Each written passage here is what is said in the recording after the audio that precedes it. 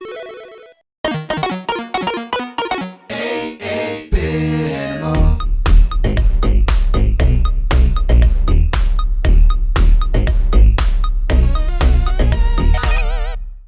you doing, good people? This is the 8-Bit Animal, and today we're going to look at a title from Hot B. And I know what you're thinking. It's Hot B, so it's probably a fishing game, right? Because honestly, I know Hot B for 3 games. Black Bass, Blue Marlin, Shingen the Ruler. So 2 fishing sims and an RPG. That's all I know them for. But no, today we're looking at a puzzle game from Hot B. A pretty good puzzle game at that. It's pretty fast paced, and it kind of takes some mechanics from a Tetris, or well, more from a Dr. Mario or a Klax, with some poker mechanics and the use of dice, and puts that in a blender and combines it, and you get a nifty little kind of fast-paced puzzle game. It's from 1990, and yeah, it's a lot of fun. A definite hidden gem for those who like puzzle games. Today we're going to take a look at Palamedes. Now, when I was a little kid, I saw this game pop up in rental stores a couple times, and I wasn't trying to rent a puzzle game. I barely cared about Tetris, stuff like that.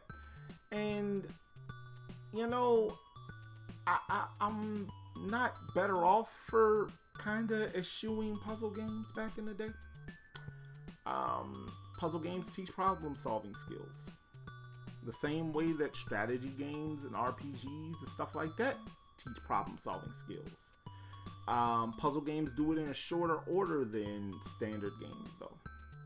Yeah, I prefer like regular little word search puzzles and stuff like that, but Palamedes is pretty cool. I revisited it as an adult and realized I missed out. So this game, you control a little buddy running around the bottom of the screen with some dice. You change the number on the dice to match a number on the screen of the in the play field that's coming down, and you match the dice that you're holding to the dice at the top of the screen, fire it on up there, and you kind of clear lines in the same way that you play poker. So if you got 3 of a kind, or a full house, or 2 of a kind, or pairs, or whatever, that's how you clear the game field. I know I'm explaining this terribly, but it makes sense when you play the game or you see the game in motion. And yeah, it's a fun little game. It can be played in 2 players. 2-player game kind of works like most competitive modes in puzzle games, where one player will just throw some stuff on the opponent play field when they clear a bunch of lines, stuff like that. And competitive puzzle games can be kind of mean-spirited. Yeah. But this one's a fun time for those who like a good puzzle game. And for those like me who are novices at puzzle games, it can be a good entry point to stuff that isn't Tetris. Because a lot of us, as far as video puzzle games, we know Tetris, maybe Dr. Mario, and that's it. A lot of folks don't know a lot of puzzle games, and this one definitely flew under the radar. It was very popular in Japan in the arcades, and it got a sequel in Japan.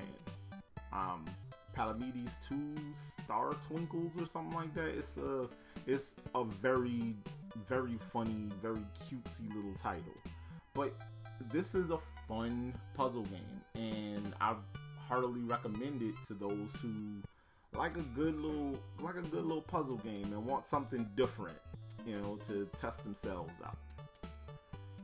Now, if you want a copy of Palamedes, surprisingly, these are cheap. You can get a copy of Palamedes starting at like $5. Average price is about $10 to $15. For a puzzle game, that ain't bad, because puzzle games have infinite replay value. They have an infinite shelf life. And so, yeah, I would definitely recommend this for anybody who likes a good puzzle game and wants something a little different on the game shelf. This has been the 8-Bit Animal, and I'll catch you beautiful people tomorrow.